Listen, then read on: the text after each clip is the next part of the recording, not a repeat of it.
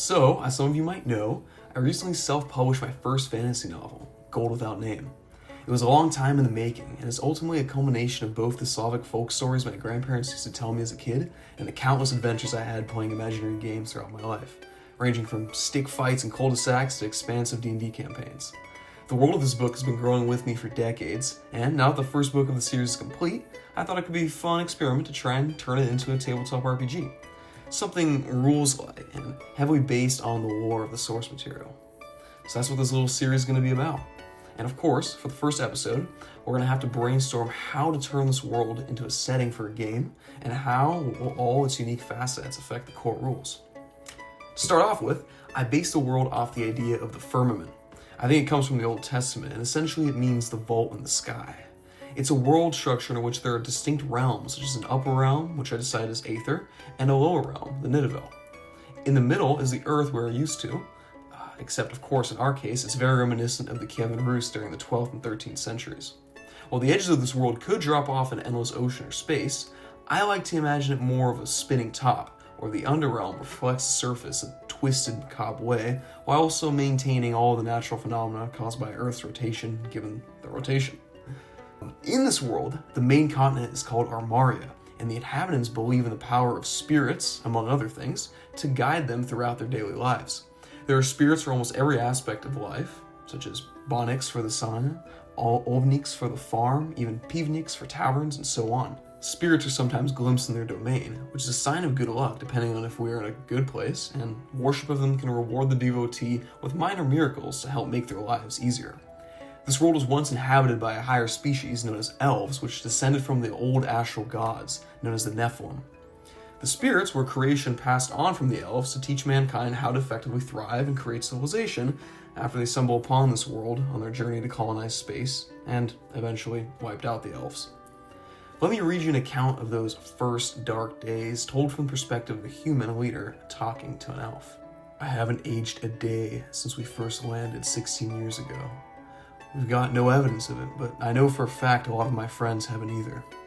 The new recruits did, but not much else. When we do try to find evidence for such ridiculous theories, when we employ our sciences to the best of their ability, we only get more puzzled. We have not been able to locate the atom here.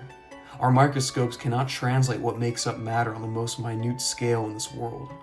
Even stranger, we have not been able to understand your language in all this time, nor can we explain a number of strange phenomena or events. Tyndals are the spirit of death, and in this world, people do not die of natural causes such as age, but instead die when their Tyndal catches up to them. For everyone, there's a set time and place when this will happen, except for the protagonists of my novel and of course the PCs of this game, who can defy fate and extend or shorten their lifespans through the choices they make. Kind of how we do in real life, hopefully. I can see in character creation, everybody would roll up for, have their own DM make up a death scenario, and then maybe when you go down in combat, the closer the circumstances are to your predestined fate, the easier it is for you to actually die there, and vice versa. It could lead to cool situations where a player might know they're gonna die, they're gonna drown, so they decide to travel through a desert instead of a river, and then the GM makes a flash flood hit. The main two spirits, however, which I want to base this game's core rules off of, are Zvar and Daz, the sun and the moon. They are horse riders that can be seen riding across the high in their respective times of day, and are considered to be the primary spirits from which other spirits draw their anima, personalities, and moral codes. Generally, Zvar is positive and Daz is negative, and I want to play around with this yin and yang idea for making rolls down the line. If you want to do something good, like help a babushka fold her clothes, that action will pertain to Zvar, while something like lockpicking would generally be within Daz. But of course there's wiggle room, and I think this is best explained by the myth of Daz and Zvar, as is told in the book. It is said that Zvar has been tricked by Daz. He chases him because he seeks vengeance for the death of his wife Zara, which was at one point the only spirit that rode across the sky. This trick, however, is a mercy done by Daz, for Zvar had killed her himself without knowing when he came to visit our skies. She was trampled beneath his blazing horses, and he did not notice her amidst their celestial manes. To save his brother from the tragedy, Daz took the blame, and now they chase each other for eternity. So, maybe that lockpicking check is to retrieve something that was stolen, or you're helping the babushka fold her clothes because you're trying to steal some coin that might have been left inside. A check could still pertain to Svar or Dawes on a surface level, but be much more complex morally. As a side note, given the rules-like nature of the system, I also think that it would be cool to have parables like the previous ones serve as actual rules guidance for certain mechanics. Makes everything a lot more fluffy.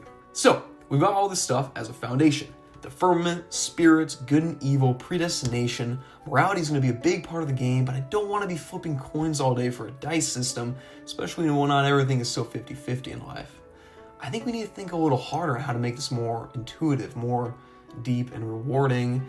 I also want lots of flavor on it. For the players to have a more tactile and lore-friendly sensation that normal dice just can't offer.